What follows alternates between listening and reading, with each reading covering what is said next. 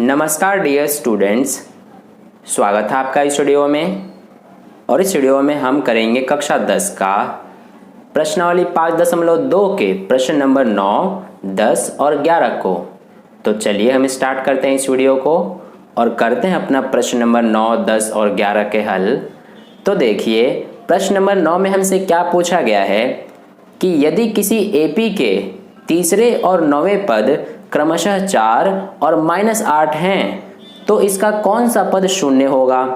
तो dear students, प्रश्न में हमसे क्या कहा गया है कि किसी एपी का तीसरा पद 4 और 9वां पद -8 दिया गया है।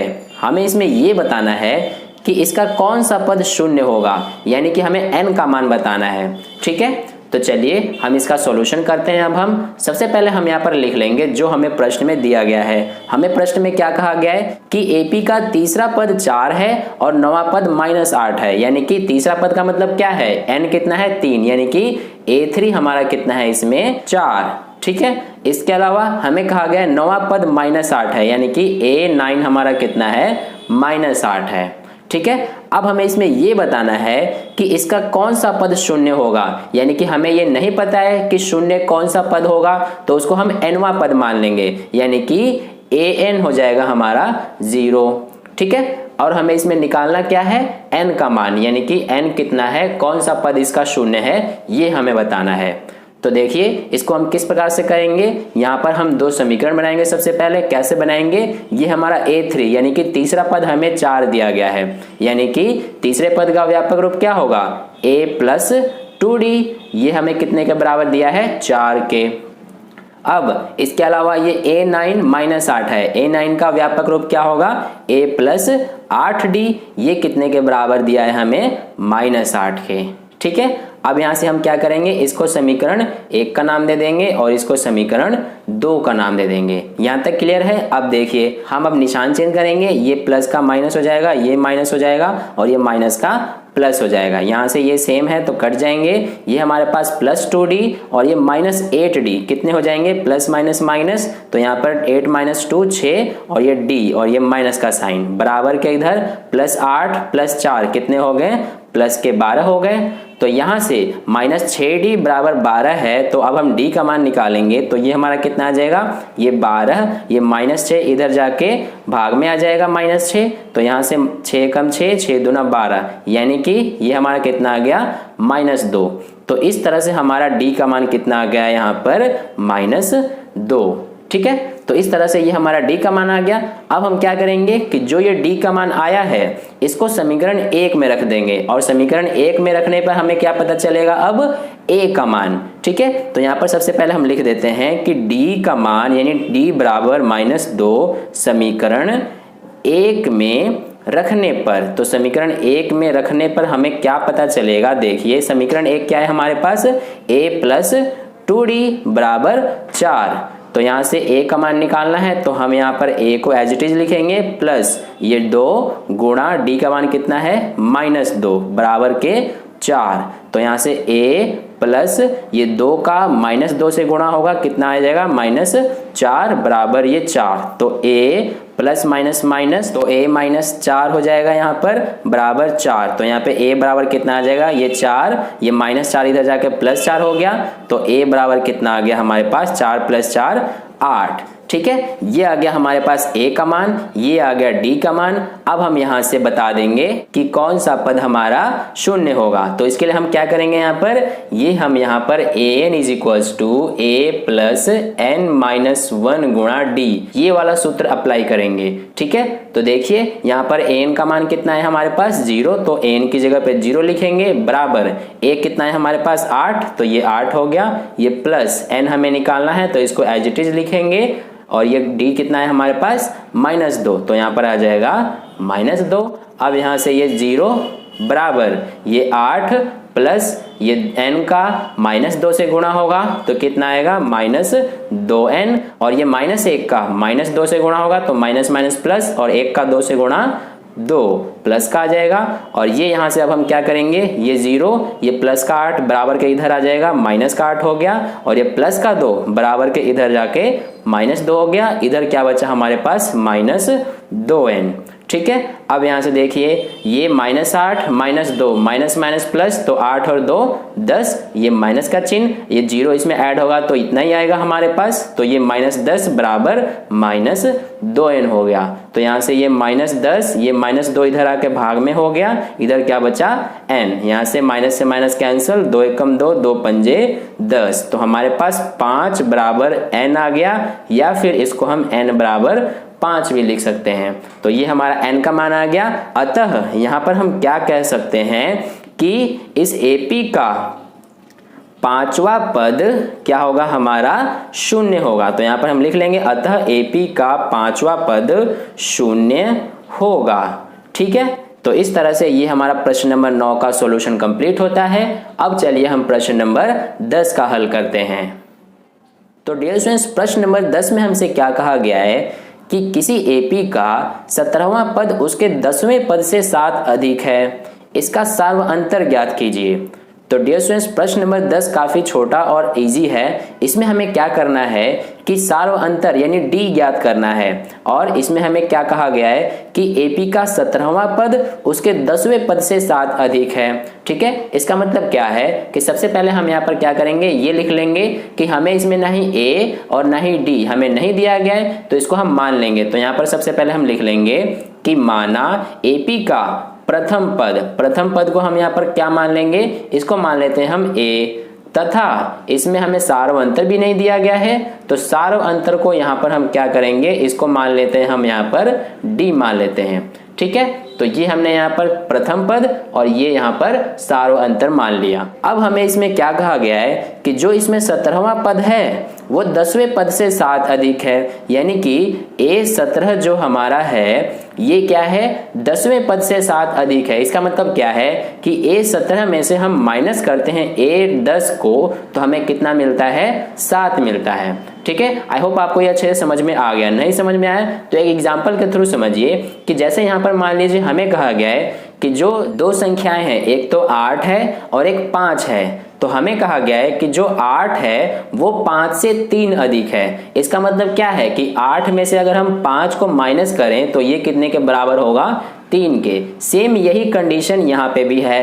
हमें इसमें कहा गया है 17वां पद 10वें पद से 7 अधिक है, तो 17वें पद में से 10वां पद माइनस करेंगे तो कितने के बराबर आएगा, 7 के। ठीक है, यही यहाँ पर हमने लिखा है। अब देखिए यहाँ पर हम क्या करेंगे कि A17 का मतलब क्या है, इसका व्यापक रूप क्या होगा, A प्लस 16D, ये माइनस का चिन्ह माइनस आ गया, और A10 का व्यापक रूप क्या होगा, A प्लस 9D। ठीक है, ये हो गया। अब देखिए बराबर में 7 है, इसको हमने 7 लिख दिया एज इट इज।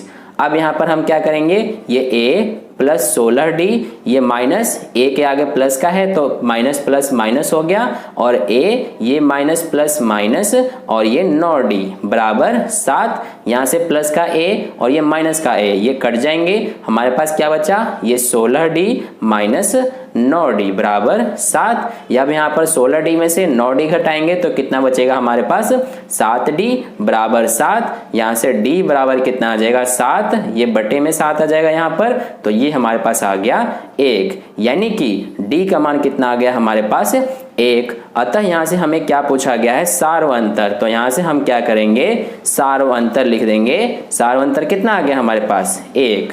ठीक है, ये हो गया हमारा प्रश्न नंबर 10 का हल। अब चलिए हम प्रश्न नंबर 11 का हल करते हैं। तो डियर स्टूडेंट्स, प्रश्न नंबर 11 में हमसे क्या पूछा गया है कि AP 3, 15, 27, 39 का कौन सा पद उसके 54वें पद से 132 अधिक होगा। तो डियर स्टूडेंट्स, यहाँ पर ध्यान दीजिए, जो इसमें हमें AP दिया गया है वो क्या दिया गया है, 3, 15, 27, 39 और आगे भी। ठीक है, ये हमें AP दिया गया है, और हमसे इसमें क्या कहा गया है कि इसमें हमसे पूछा गया है कि कौन सा पद उसके 54वें पद से 132 अधिक होगा। ठीक है, इसका मतलब क्या है, यहाँ पर देखिए सबसे पहले हम यहाँ पर क्या करते हैं, A और D यहाँ पर लिख लेते हैं। ये A हमारा क्या हो जाएगा इस AP का, ये 3, और यहाँ पर D हमारा क्या हो जाएगा, A2 माइनस A1, यानी कि ये हमारा कितना आ जाएगा, A2 है हमारे पास 15 माइनस A1 कितना है 3, तो ये आ गया हमारे पास 15 माइनस 3 12, यानी डी का मान आ गया 12। अब यहाँ पर देखिए, ध्यान दीजिए, हमसे क्या कहा गया है कि कौन सा पद उसके 54वें पद से 132 अधिक होगा। तो यहाँ पर हम मान लेते हैं, हमें नहीं पता है कि कौन सा पद 54वें पद से 132 अधिक होगा, तो यहाँ पर हम उसको nवा पद मान लेंगे, यानी कि an। तो यहाँ पर हम लिख लेंगे माना nवा पद, यानी कि an क्या हो जाएगा, 54वें पद से 132 अधिक, यानी 54वां पद का मतलब क्या है, a 54 से 132 अधिक है। ठीक है, ये हमने यहाँ पर मान लिया।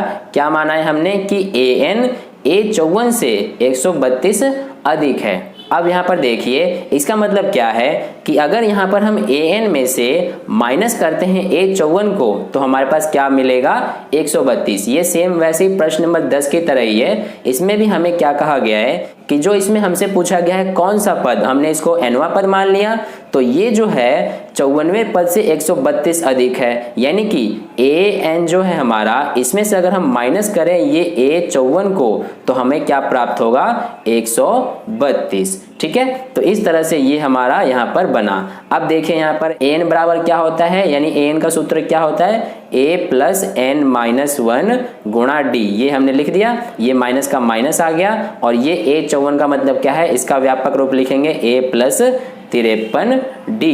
ठीक है, ये हो गया, बराबर में कितना है हमारे पास, 132। अब यहाँ पर ध्यान दीजिए, ये हमारा हो जाएगा a का a हो गया, ये प्लस, तो यहाँ पर हम प्लस लिख लेंगे, ये n माइनस 1 गुणा d।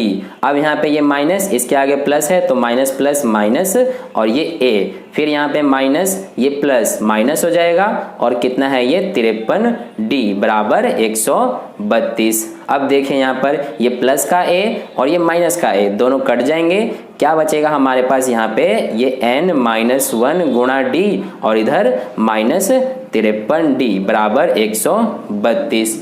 अब देखिए, ये हो गया हमारा यहाँ तक।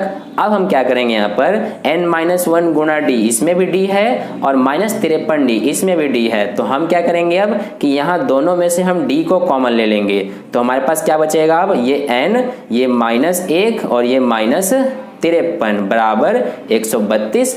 तो यहाँ से अब देखिए, ये d ब्रैकेट में ये n माइनस 1 माइनस 53 कितने हो जाएंगे, माइनस 1 माइनस 53 माइनस के 54 बराबर 132। तो इस तरह से हमारा, अब देखिए हम क्या करेंगे, अब यहाँ पर d का मान रख देंगे। d कितना है हमारे पास, ये 12 है, तो d की जगह पे आप 12 लिख देंगे, और ये हमारा n माइनस 54 बराबर 132। अब यहाँ पे हमारा क्या बचेगा, इस 12 को गुणा में है, इधर जाके भाग में हो जाएगा, तो इधर क्या बचेगा, n माइनस 54 बराबर 132, और ये 12 यहाँ पे भाग में। ठीक है, अब इसको हम 2 से काटेंगे, 2 छिक 12, और ये हमारा आ जाएगा 2 छिक 12, एक बचा, ये 2 छिक 12। ठीक है, तो ये हमारा 66/6। अब यहाँ पर 6 एकम 6, 11 छिक 66, यानी कि ये हमारा कितना आ गया, 11।